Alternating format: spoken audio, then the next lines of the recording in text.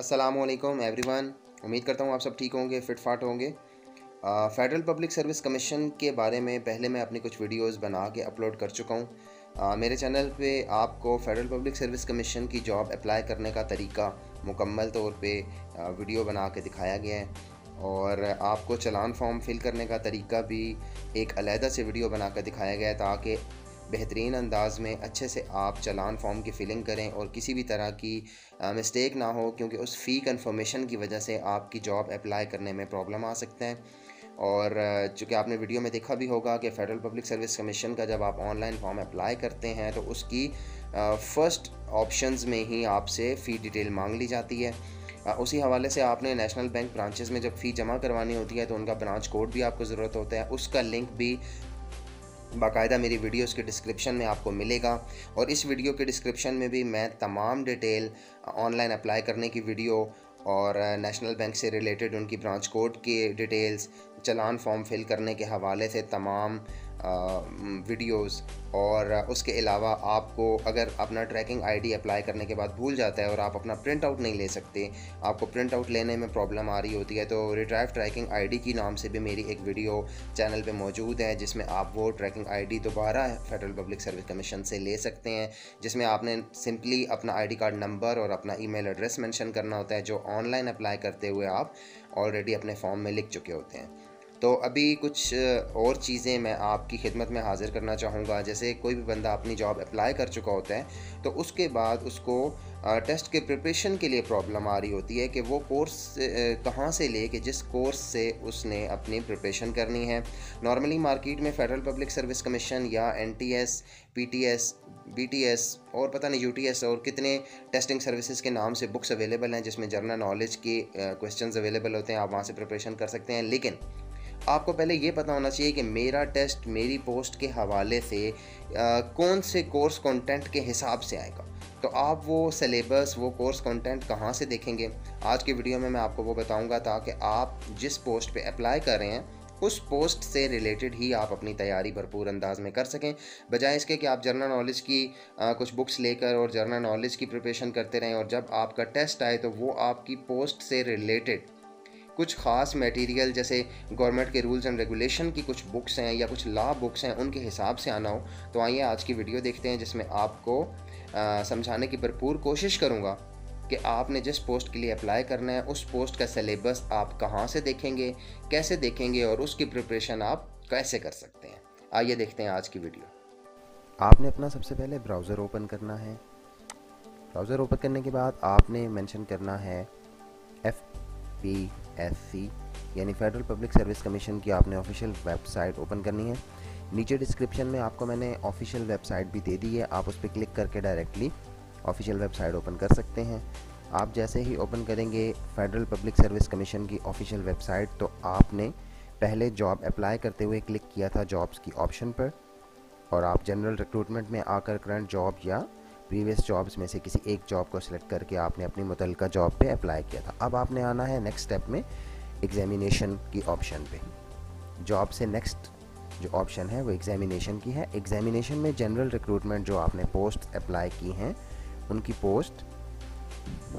यहाँ पे आएंगी, और अगर आपने CSS के लिए अप्लाई किया है तो CSS से रिलेटेड यहाँ पे आपको पेपर्स और मटेरियल मिल सकता है। अभी हम बात करें वो जनरल रिक्रूटमेंट जो किसी भी इदारे ने फेडरल पब्लिक सर्विस कमीशन के थ्रू अपनी पोस्ट अनाउंस की होती हैं, और आप उसके लिए अप्लाई करने का प्रोसीजर मेरी पिछली वीडियोस में देख चुके हैं। अभी बात करते हैं सिलेबस की। ये सिलेबस बेसिकली आपकी जब पोस्ट अनाउंस होती है उसकी जो क्लोजिंग डेट होगी, जिस डेट को उसकी लास्ट डेट थी अप्लाई करने की, उसके बाद चंद ही दिनों में अपलोड कर दिया जाता है। इस वीडियो में मैं आपको ये दिखाना चाह रहा हूँ कि आपने सिलेबस कैसे ओपन करना है और उसको कैसे फॉलो करना है। तो आपने एग्जामिनेशन के ऑप्शन में जनरल रिक्रूटमेंट और ये सिलेबी के नाम से ऑप्शन आपको नज़र आ रही है, दिस वन, ये ऑप्शन आपने सिलेक्ट करनी है। तो आपके सामने वो तमाम एडवर्टाइजमेंट्स जिनकी डेट्स क्लोज हो चुकी हैं लेकिन अभी उनका टेस्ट होना बाकी है, वो ओपन हो जाएंगी। आइए चेक करते हैं। लेट्स सपोज आप इस जॉब के लिए या इस एडवर्टाइजमेंट नंबर के लिए आप अप्लाई कर चुके थे। ऑब्वियसली आपने जिस पोस्ट के लिए अप्लाई किया होता है आपको आइडिया होता है कि वो एडवर्टाइजमेंट कौन सी थी, और उस एडवर्टाइजमेंट के टॉप पे उसका एडवर्टाइजमेंट नंबर भी मेंशन होता है। अदरवाइज़ आप अपनी पोस्ट को रैंडमली यहाँ से चेक भी कर सकते हैं। लेट्स सपोज आपकी ये एडवर्टाइजमेंट नंबर था जिसमें आपने जो पोस्ट अप्लाई की है वो अवेलेबल थी। आप देखें यहाँ पे डेट मेंशन कर देते हैं कि इस डेट को हमने सिलेबस अपलोड कर दिया था, उसकी क्लोजिंग डेट के बाद। एक सैम्पल के तौर पे मैं आपको दिखाना चाहूँगा कि लेट्स सपोज आपने जो पोस्ट अप्लाई की थी वो इस एडवर्टाइजमेंट के अंदर थी, तो आप देखें कि बेहतरीन अंदाज में FPSC ने वो केस नंबर भी मेंशन किया है, जो केस नंबर आपने अपने चालान फॉर्म पे मेंशन किया था, और पोस्ट का नाम with designation, with BPS, with institution और इदारे का नाम, और आपको एडवर्टाइजमेंट नंबर से भी आइडिया हो जाएगा जो एडवर्टाइजमेंट नंबर आपने चालान फॉर्म पे मेंशन किया था। आइए एक पोस्ट का आपको डेमो दिखा देते हैं। लेट्स सपोज आपने इंस्ट्रक्टर इंग्लिश की पोस्ट के लिए अप्लाई किया था स्टाफ वेलफेयर ऑर्गेनाइजेशन में, तो उनकी जो रिक्वायरमेंट एडवर्टाइजमेंट में लिखी गई थी जिसको मद्देनज़र रखते हुए आपने अप्लाई किया, वो कुछ इस तरह से थी कि बैचलर डिग्री किसी भी रिकॉग्नाइज्ड यूनिवर्सिटी से चाहिए थी उनको, और 80% वर्ड पर minute speed English short hand की चाहिए थी, 40 वर्ड पर मिनट आपको टाइपिंग स्पीड चाहिए थी उनको, और 90% आपका एक्यूरेसी लेवल चाहिए था, और 2 ईयर्स का आपका पोस्ट क्वालिफिकेशन एक्सपीरियंस भी चाहिए था, यानी आपके डिग्री कंप्लीट होने के बाद आपको 2 साल का तजर्बा भी हो। तो अब अगर इसके सामने देखें तो आपको सिलेबस में नज़र आएगा। इस सिलेबस को देखने का आपको फ़ायदा ये होगा कि आपको आइडिया हो जाएगा कि आपने किस चीज़ की प्रैक्टिस करनी है, किस तरह से तैयारी करनी है। ऐसा ना हो कि आप सिर्फ थ्योरेटिकल प्रिपरेशन करते रहें, इस अपने डिग्री से रिलेटेड अपने थ्योरी को स्ट्रॉन्ग करते रहें, और आपका जो टेस्ट है वो टेक्निकल बेस्ड होना हो। तो आपको सिलेबस से आइडिया हो जाता है कि मुझे कितने मार्क्स की प्रिपरेशन के हिसाब से करनी है। लेट्स सपोज इस पोस्ट के लिए, जो पोस्ट आपको इंस्ट्रक्टर इंग्लिश के नाम से दी गई है, अब इंस्ट्रक्टर इंग्लिश के नाम से अगर आप देखें तो आपको लगता तो यही है कि जैसे आपने टीचिंग करनी है, ठीक है, लेकिन इस पोस्ट का जो उनका क्राइटेरिया है या जो चीज़ वो डिमांड करना चाहता है डिपार्टमेंट जिस पे आपको उन्होंने अपॉइंटमेंट देनी है, उसके मुताबिक वो आपसे ये कहते हैं कि हमारा जो टेस्ट होगा वो होगा 35 मार्क्स का typing test with minimum speed 40 word पर मिनट, यानी आपने अपनी टाइपिंग टेस्ट स्ट्रॉन्ग करना है, उसकी प्रैक्टिस करनी है ताकि आप 40 वर्ड्स पर मिनट की स्पीड विद 90% और अबव एक्यूरेसी के साथ आप जनरेट कर सकें और आपके चांसेस ज़्यादा से ज़्यादा सिलेक्शन की तरफ हो सकें। उसके बाद सेकेंडली वो ये कहता है कि हमारे सिलेबस में ये होगा कि हम टेस्ट में 35% टाइपिंग टेस्ट के बाद 35% आपकी शॉर्ट हैंड जो आपने सीखी हुई है इंग्लिश शॉर्ट हैंड, वो 80 वर्ड पर मिनट आपकी स्पीड होनी चाहिए और उसमें आपकी शॉर्ट हैंड के हिसाब से एक्यूरेसी भी होनी चाहिए। आपके हो जाएंगे 70 मार्क्स। नेक्स्ट आप देखते हैं तो वो आपसे कहते हैं कि MS वर्ड में टाइपिंग फॉर्मेटिंग वगैरह आपके 10 मार्क्स काउंट होंगे। MS excel typing graph and calculation, देखिए आपको वो MS एक्सेल में भी फर्दर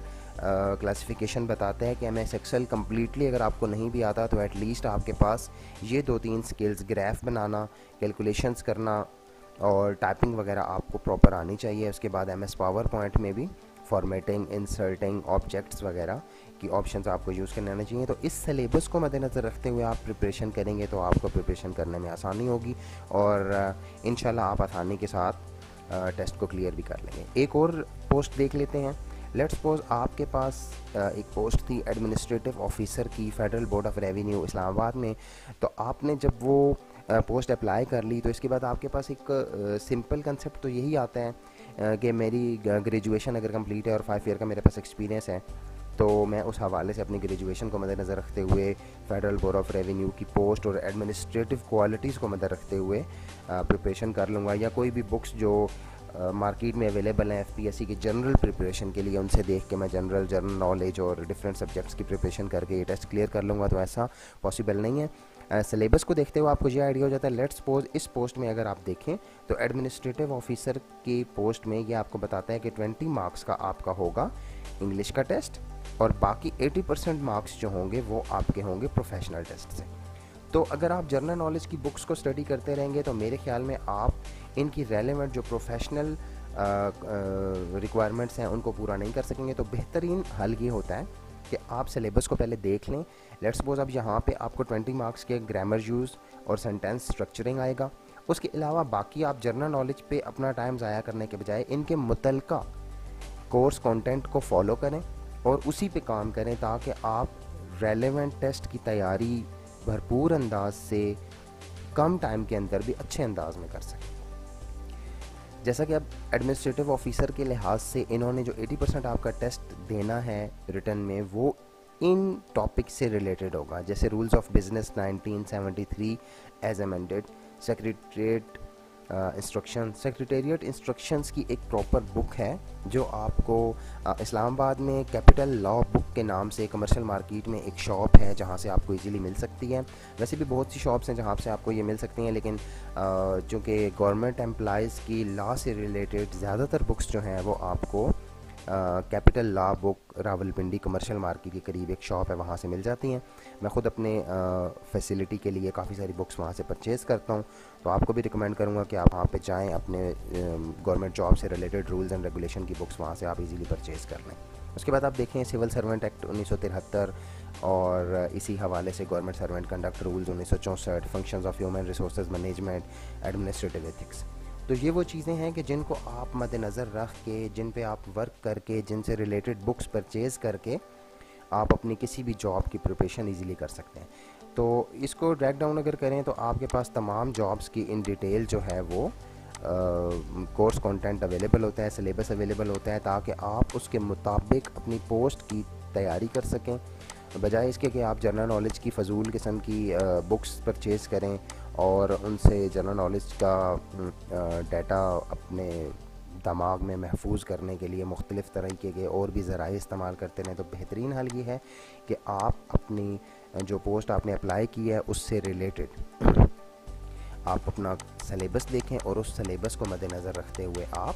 अपनी तैयारी करें। हाँ, लेट्स सपोज अगर कोई ऐसी पोस्ट होती है कि जिसके अंदर उन्होंने मेंशन कर दिया होता है कि आपका जनरल नॉलेज का टेस्ट भी इसमें होगा, या आपको क्वांटिटेटिव टेस्ट देना होगा, या और किसी भी तरह की मैथमेटिकल रिलेटेड कोर्स भी आपको इसमें शामिल कर दिया जाता है, प्रोफेशनल के साथ आपको कोई भी और ऐसा इस्लामिक कंटेंट दे दिया जाता है या पाक स्टडी का कुछ कंटेंट दे दिया जाता है, तो फिर आपको उस पर वर्किंग करनी चाहिए और आपको कोशिश करना चाहिए कि आप बेहतरीन अंदाज में अपने FPSC के टेस्ट की तैयारी करके सिलेक्शन की तरफ अपनी कामयाबी को यकीनी बनाएं। उम्मीद करता हूँ मुझे आपको आज की ये वीडियो भी पसंद आई होगी। दुआ में याद रखिएगा, मेरे चैनल को जाते जाते सब्सक्राइब कर दें, अपने तमाम दोस्तों को, जानने वालों को ये वीडियोस शेयर किया करें ताकि लोगों की ज़िंदगी में भी आसानी पैदा हो। अल्लाह ने के बाद।